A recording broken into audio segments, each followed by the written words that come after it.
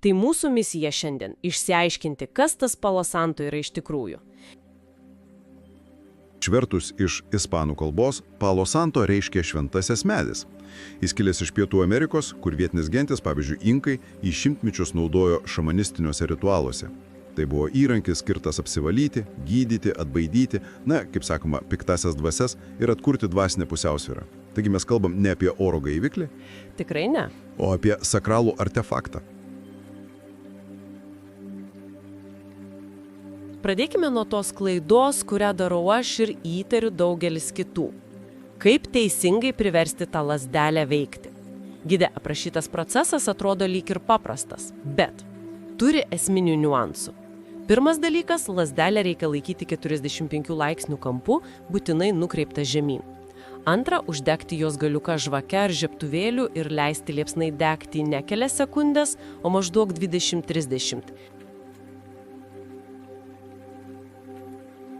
Kai Palo Santo dega atvira liepsna, mediena tiesiog, įvirsta anglimi. Bet kai ji rusena, karštis lėtai garina medyje esančius etilinius aliejus. Girdėjau labai daug diskusijų apie Palo Santo tvarumą.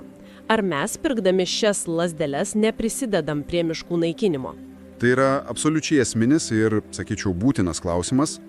Ir atsakymas į jį atskleidžia dar vieną Palo Santo sakralumo sluoksnį. Autentiškas, etiškai surinktas Palo Santo gaunamas tik iš natūraliai mirusių ir nuvirtusių medžių šakų ar kamienų. Tik iš mirusių? Taip.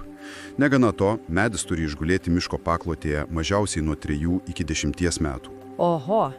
Būtent per šį laiką, veikiant aplinkos sąlygoms, medienoje kristalizuojasi sakai ir susikaupia didžiausia eterinių aliejų koncentracija.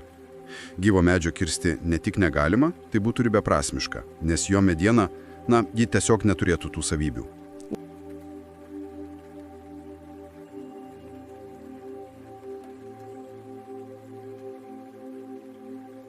Ritualas prasideda galvoje.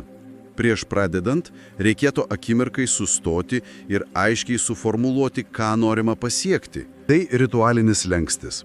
Uždegant lazdelę tarsi pasakoma savo protui. Gerai, kasdieniai rūpesčiai baigėsi, dabar prasideda vidinė kelionė. Kvapas padeda greičiau pereiti iš aktyvaus darymo režimo į pasyvų buvimo režimą. Jis sukuria sakralią erdvę ne tik kambaryje, bet ir galvoje. Lazdelė pamažu užges, bet malonus aromatas išliks visos praktikos metu. Tai tikrai skamba kaip būdas pagilinti patirtį. Taigi, ką mes šiandien išsiaiškinome?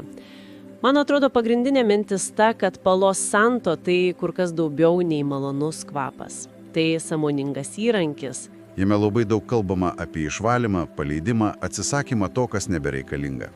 Tai yra pirmas būtinas žingsnis. Tačiau išvalius erdvė tiek namuose, tiek savyje atsiranda tuštuma. Vakuuminė erdvė. Tad kyla natūralus klausimas.